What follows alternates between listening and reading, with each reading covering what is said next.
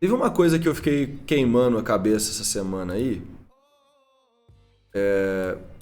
Eu vou até aumentar minha cara aqui. Depois eu diminuo. Eu fiquei tostando a minha cabeça um pouco essa semana, pensando em qual que é a dificuldade que os escritores que começam a ter alguma visibilidade, eles têm para entender o lugar deles no mercado atualmente e parar de cair em ladainha, em golpe, enrolação, ou até não fazer nada, sabe? Não sair do lugar. Eu sei que pode ser meio aleatório o que eu tô falando, tá ligado? Mas é que, assim, a Flive, ela existe pra quê? Né? Tô aqui com a camiseta da Flive e tal, não posso fingir que eu não sou um grande compatriota da Flive, né? Não vou me fazer de louco também.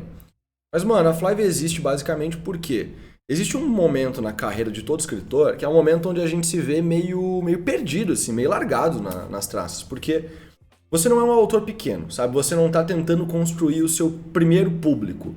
Aquela comunidade que já é o suficiente para bancar os custos que você tem relacionado ao livro. Mas, ao mesmo tempo, você não consegue viver de escrita. Você não conseguiu construir um público grande o suficiente para viver de escrita. Então você tem um outro emprego, você tem uma carreira profissional além dos livros. E aí começa a bater um conflito de tempo, um conflito de gestão.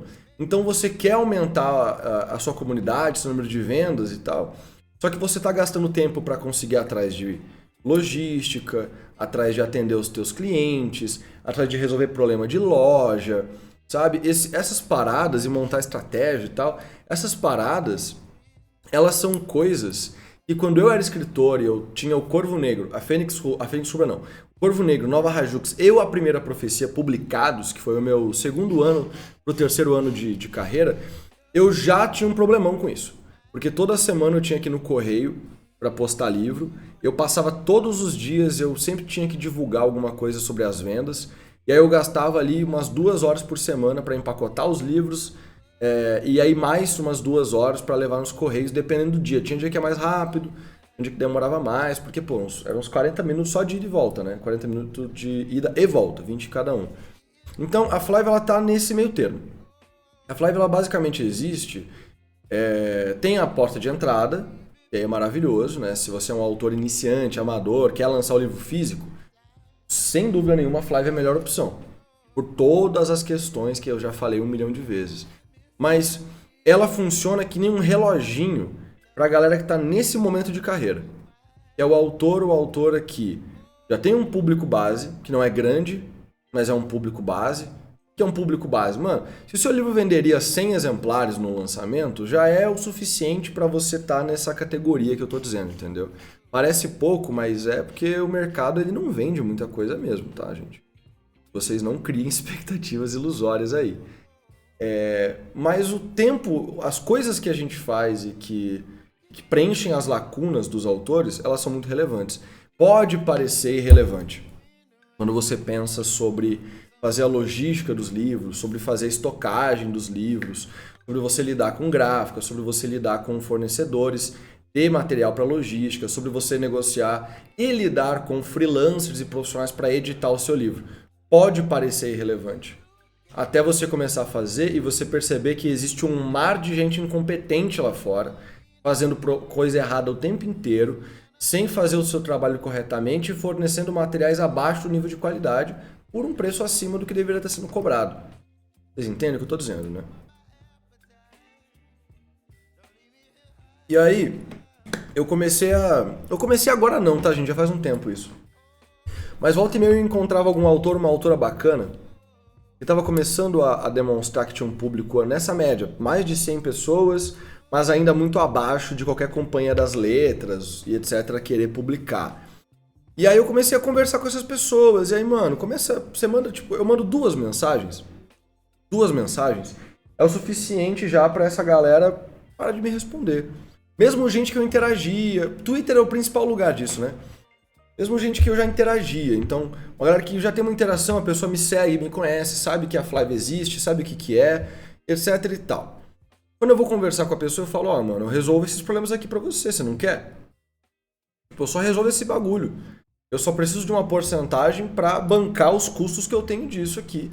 Mas se você não quer lançar livro novo, você quer botar só os que você já tem, de boa. Tá ligado? Você quer lançar livro novo, a gente tem publicação de preço de custo, ou pode fazer por meta também, a gente arca e financia. De boa. Realmente, existe todo esse rolê. Mas a galera tá... Eu vejo esses autores continuando insistindo em fazer tudo sozinhos.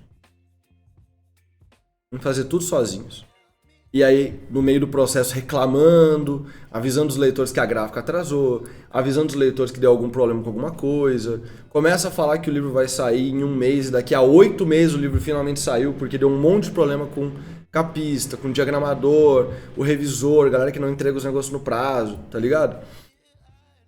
E essa é a mesma galera que mete o louco, que não troca ideia.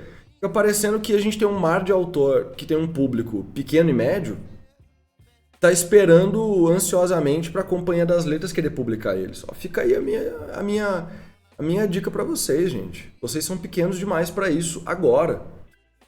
Mas vocês poderiam estar com um parceiro, que não precisa ser a Flive. Tem várias editoras super legais aí no mercado que eu confiaria pra colocar um livro meu, sabe?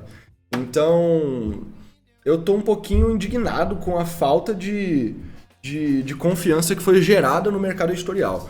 De editoras trambiqueiras e pilantras que fizeram a cabeça do mercado ficar tão zoada que hoje em dia, quando você tem um autor que estaria pronto para entrar numa casa editorial como a Flive, por exemplo, para acelerar o caminho dele, ele tem medo de tudo que foi gerado antes. Ninguém me falou nada desse tipo, tá, gente? Ninguém falou, eu tenho medo de publicar na Flive, eu não recebi nenhum print de alguém comentando isso com outra pessoa, não recebi nada disso. Mas eu sei que existe um grande terror no coração do escritor brasileiro de assinar qualquer contrato com uma editora que não seja uma editora que promete para você que vai lançar o seu livro totalmente de graça, você não vai ter que fazer nada. E eu já tô cansado de ver contratos de editoras que falam, vou lançar o seu livro sem te cobrar nada, aí no contrato tem várias safadezinhas, ou a própria editora fala que vai fechar e abandona o livro e vai embora, cara. Tá ligado? Fala que vai lançar o livro, aí o autor começa a anunciar, a editora vê que não vai dar o resultado que eles esperavam e eles largam pra trás. A própria Flive já passou por isso. Já teve autores que saíram da Flive falando, recebi uma proposta de um contrato tradicional. Só que eu vou ter que rescindir meu contrato com vocês. A gente, tranquilo, mano, é uma oportunidade legal, vai na fé. A gente não tem nenhuma cláusula de ônus pro autor, né, de rescisão, então é de boa. E aí passa um tempo e esse autor ele tem que voltar pra Flive porque aquele contrato que ele falou que ia ganhar nunca chegou, nunca aconteceu, sabe? Isso se torna cada vez mais comum.